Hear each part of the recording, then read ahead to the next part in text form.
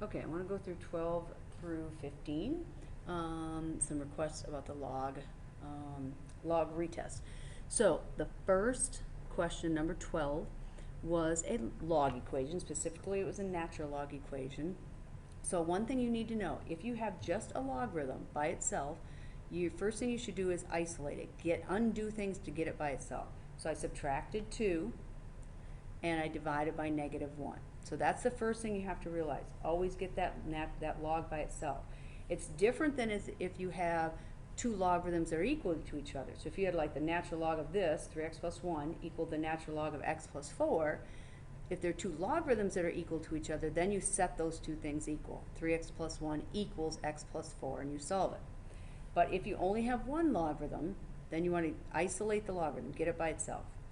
Then you're going to put it in exponential form. So the base of a natural log is e. So e raised to the -3rd equals 2x plus 1. So then you basically need to solve for x. And the problem with this one becomes, you have an e to the -2nd or -3rd. So what you probably want to do is first think of that as 1 over e to the 3rd. So change that negative exponent to be 1 over e to the 3rd. And then to get rid of it, you're going to multiply by e to the 3rd. So e to the 3rd times 1 over e to the 3rd is 1, times 2x is 2 e to the 3rd x, and times 1 is e to the 3rd. So I just distributed that to all three, or both sides of the equation, and all the terms on both sides. So then you want to isolate the variable. So x is right there. So I first need to undo the e plus e to the 3rd, so I subtracted e to the 3rd. Then I need to undo the 2 times e to the 3rd times x squared, so I need to undo that multiplication by dividing. So my final answer is 1 minus e to the 3rd over 2 e to the 3rd. So again, isolate the logarithm, put it in exponential, and in this one there was a special case that we wanted to make sure, okay, to simplify this, let's first think of that as 1 over e to the 3rd.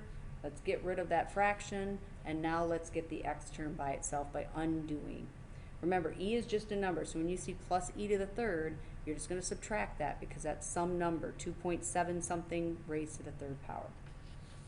All right, the second question, 13, is when you have two bases that you can't get to be the same base and they're both raised to a power. So if you have that, then what you want to do is take the common log of both sides, because if these two things are equal, their logarithms also have to be equal. Now the reason you do that is now we have a property called the power property where we can bring that exponent out in front. With this one, we can bring that exponent out in front. Now don't forget, they're in parentheses because it's this whole exponent times the log of 2, this whole exponent times the log of 3. Then we distribute x times the log of 2, 4 times the log of 2. Here we get 2x log of 3, and we get a minus log of 3. Now why did we do that? Well, now instead of having those variables up in the powers, now we have 4 separate terms, and 2 of them have x's in them and 2 of them don't. So the 2 that have x's in them, we want to get them on the same side. So I subtracted x log 2 on both sides, and I added log of 3 to both sides. Now why did I do that? Because if you look here, these two have an x in common. So I factored it out. If I factored out of the first term, I get 2 log 3. Factored out of the second term, I get minus log 2. And why did I do that? Because now to solve for x, to undo this whole multiplication of that big number, that ugly number, all I need to undo to multiply is I divide. And there's my answer.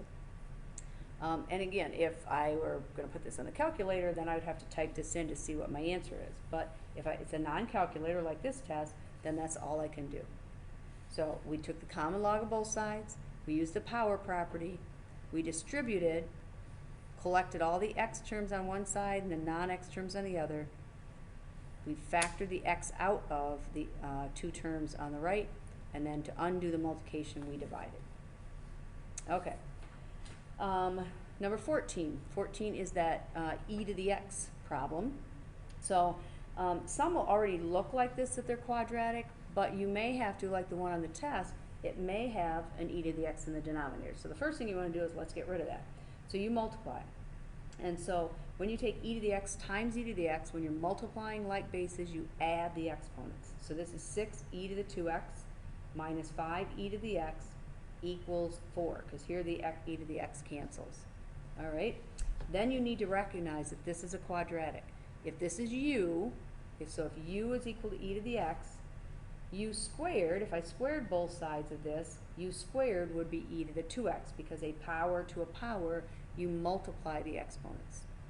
So now this is 6u squared minus 5u equals 4. So I set it all equal to 0 in terms of u. I factored. I just used guess and check, so I said 3u and 2u gave me 6u squared. But if I see that it doesn't work, I would try 6u and 1u. But I found the pair that worked. My middle term is negative 5u. I set each of those equal to 0. This one, when I solved and said u is 4 to the third, well, then I looked to see, okay, I'm going to substitute in. I wasn't asked to find u, I'm asked to find x. So because u is e to the x, I replace u with e to the x. So that's exponential. So now I need to put it in log form. So log base e, natural log, of 4/3 equals my exponent x. There's my answer. So log base e, natural log of 4/3 equals x. But this one, I could say natural log base e, natural log of negative 1/2 equals x. And you need to realize you can't take the log of a negative. Remember, the domain is you have to be greater than 0. So anything that's trying to take the log of a negative is undefined. So I can either cancel it out here, or you might realize that e to the x looks like this, and it can never equal a negative 1/2. So maybe even up here you would have realized that can't happen. But just make sure you cross off one of those to show that it can't happen. All right, and then the last one is a domain issue. So if you have the log, doesn't matter the base, of something, and I already have it factored, you may have to factor it on your own. But whatever you have taking the log of, that has to be greater than 0. So write the whole fraction out, has to be greater than 0. Now don't try to solve anything here, because it's saying I have a fraction greater than 0. So either both the numerator and denominator could be 0, or both the numerator and denominator could be negative. So I don't know what it is, so I can't like multiply by anything to try to figure it out. So all you can do at this point is draw a number line. Where are the zeros at? At negative 3, at 1/2, and at 4. So I open circled those spots, and then I just plug numbers in. I put in a 5, positive, positive, positive, positive. Put in 2, positive, positive, positive, negative. So if I have just one negative, then I know it's going to be negative. 0, positive, negative, positive, negative. I have two negatives. Negative times divided by a negative is a positive. If I put in negative 4, negative, negative, negative, negative. So I have 4 negatives, so that would be a positive. So anytime you have an even number of negatives, it's a positive number, because the pairs cancel out of each other. So then what I'm looking for, I'm looking for the greater than zeros. I'm looking for the positive. So I have 3 chunks, from negative infinity to negative 3, from negative 3 to 1/2, and from 4 to infinity. So that's how I want to write it in my 3 chunks. Okay? It doesn't matter what you're taking the log of or what the base is. So let's say I had a common log of a quadratic. I still would factor it. I'd set that whole, what I'm taking the log of, whatever it is, greater than 0. And again, there's no solving of that. It's factor it, so you know, okay, at negative 1 it's 0, at 3 it's 0. I'm looking for the positive, so if I put in 4, I have a positive times a positive. If I put in 0, a positive times a negative. If I put in negative 7, a negative and a negative.